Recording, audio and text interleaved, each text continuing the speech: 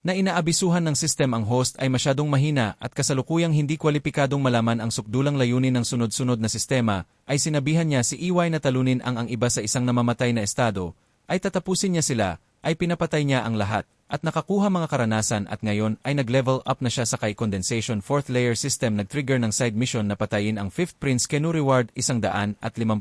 X in random card na inaabisuhan ng system na. Aktibo storyline mission ring over the dry gantimpala ng Moon Kingdom ang 500,000 X ilang Diyos at mga demonyo at isang random lottery draw duration 5 years. Kung ang storyline mission fail ang magiging host status deprived. Walang pausa sa pagkabigo isang side mission ngayon ang iniisip niya kung siya maaring ipatawag ang Great Sage Erling Shen at maging si Nija ay magiging invincible siya gumuhit ng kanyang random na lottery at nakakuha ng isang walang katapusang Desert Eagle. Na ikinagulat niya makakita ng baril sa paglilinang umiikot ang sistemang mayroon ang walang katapusang Desert Eagle, binago ng sistema ang bullet, nagiging totoo ng host kaya kailangan lang punan ng host ang totoong kaysa siya, at barilin ay pinaputok niya ang baril at nakakamangha ang impact tapos sinusubukan niya, ipakita, kay Dai na ikinagulat ng baril sinabi niya sa kanya na ito, ay tinatawag na Desert, agila tinanong niya siya, kung bakit ganyan ang sibat mo maikling sagot niya itong baril ay hindi ang. Katulad ng iniisik at iniisip mo siya muntik na siyang turuan ng mali. Kahit nagkakamali siya ngayon kailangan niya, kumpirmahin ang orihinal na memorya ng mga demonyo,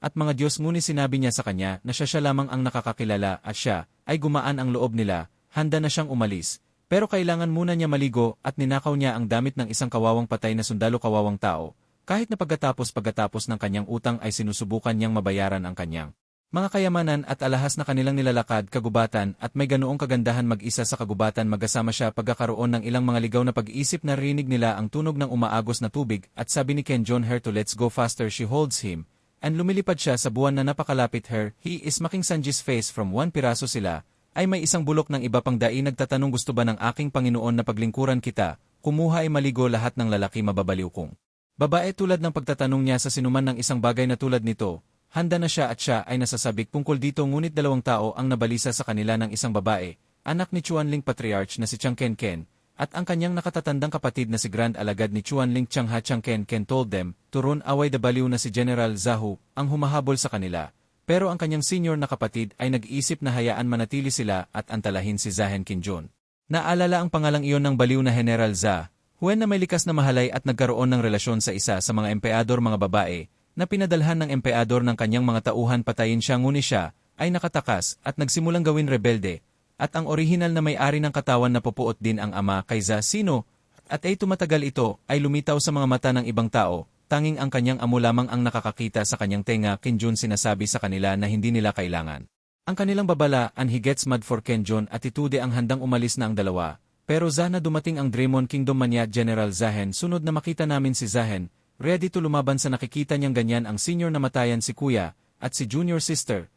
Ayes lang na nakakabaliw sa kamag-anak niyang si John nagsasabi sa kanya na siya, ay matatapos sa dalawa, nagulat na makita, kung gaano siya kalakas EGI, kinaladkad siya, at dinala sa kanyang Panginoon at nagtatanong kung, ano ang dapat nating gawin sa kanya aking Panginoon narinig niyang tumawag ng kay condensation, ika-4 na layer, bilang kanyang master sa tingin niya, kung kaya niyang kunin ang hostage ni Ken John. Kaya niya, walang awa na pinapahiya siya sinusubukan niyang gawin inatake si Ken John ngunit nabutas ng bala sa pamamagitan ng kanyang ulo, na pumatay ng ginintuang Cornint Layer Expert, nakakuha siya ng 1-0. 0-0 mga karanasan na tumutulong sa kanya, na masira sa pamamagitan ng isang mahusay na pundasyon na kaharian tagtatatag ng ika-4 na layer, at iginawad na may summon gods at demon lottery draw sinimulan niya ang kanyang summon ng random na pagguhit mga Diyos at demonyo lang siya nagagalit na nagpapakita ng 3 tandang pananong at hindi info. At papunta na ang sumon niya, at lalabas ang sumon sa harap niya sa loob ng 24 na oras walang komento sa iba sa mga kaganapan ngayon, ay handa na niyang suriin ang bangkay at nakahanap ng singsing na imbakan Za na patay ang storage ring. Dapat maging